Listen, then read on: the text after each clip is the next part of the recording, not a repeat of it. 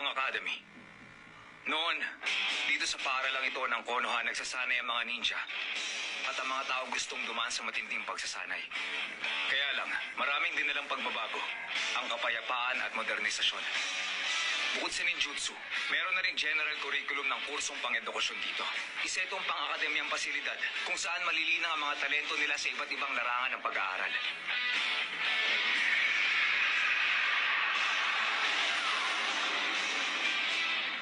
Ngayon, ito na ang yugto kung saan mag-iiwan ako ng marka sa lahat. Hoy, nag-iisip ka ba? Baka naman nakakalimutan mo na suspindi ka na dito ng 2 linggo. Hindi maganda na pinag-uusapan ka ng mga tao. Minsan, hinay-hinay ka lang. Tapos na yun. Wala na akong magagawa pa tungkol sa bagay na yun. Hoy, teka, hintay! Kung ganon, hindi pala siya nag-drop out. 未来を今に追い抜いて足跡で描いた地上へその目に宿せ光と火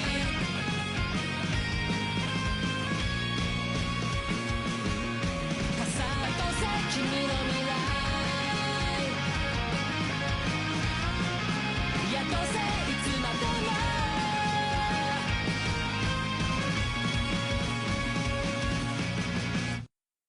Ang anak ng Hokage.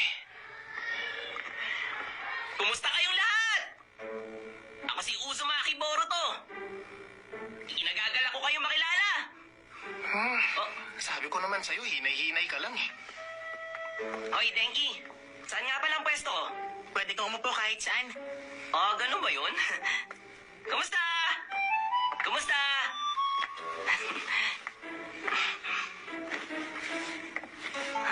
Ay, sa wakas hindi na ganun kahigpit ang mama ko sa akin. Ang mama mo? Kinailangan ko kasing mag-aral sa loob ng 2 buong linggo. Siya nga yun. Bakit hindi siya pinarusahan pagkatapos ng ginawa niya? Siyempre, alam mo na kung bakit. Hindi naman basta biro ang nangyaring yun. Aba, kung dumiretso yun sa bayan, sigurado akong malaking gulo yun. Kung nagtataon, patay tayong lahat. Shh! Baka marinig na tayo. Yun ay... Huwag mo nang pansinin. Hindi naman talaga. Sabihin nila ang gusto nilang sabihin, okay lang sa akin. Mabuti naman kung ganun. Ho? Nakalimutan ko ang libro ko. Ano ka ba? Unang araw mo pa naman ngayon. Pahiram na lang ako ng libro mo, chika, day. Kalukuhan mo. Ayoko nga. Sige na naman, huwag ka naman ganyan sa akin.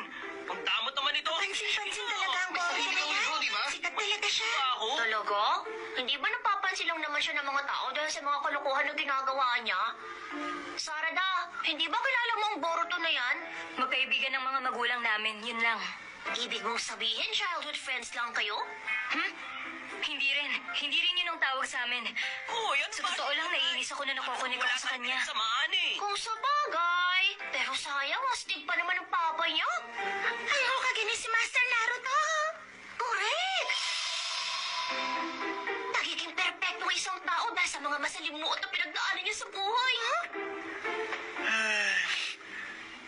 Sumasakay sa kasikatan ng Hokage? Ay!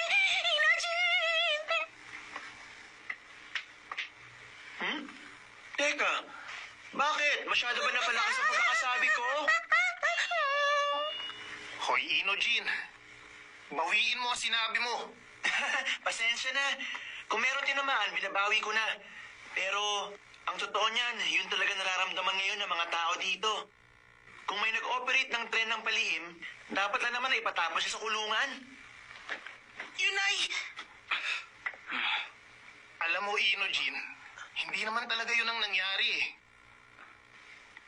Oo, siguro nga. Oo nga pala, Boruto. Kumusta ka na nga pala? Okay naman, Inajin. Magkaibigan kayo? Magkakaibigan ng mga magulang namin. Makinig kang mabuti sa akin, Inojin. Alam kong matagal ka ng ganito, pero kailangan ba talagang sabihin mo ba mga bagay na yan? Wala naman akong balak na magsimula ng gulo. Pero parang ang mas malala pang ginawa niya ngayon eh. Oo, tama. Hindi na mahalaga kung sino pa ang magulang natin. Magbati na tayo. Hindi kita karapat-dapat na pagkatiwalaan. Teka! Sama-sama tayong mag-aaral sa classroom na to, kaya magbati na kayong dalawa. Correct! Tama ka,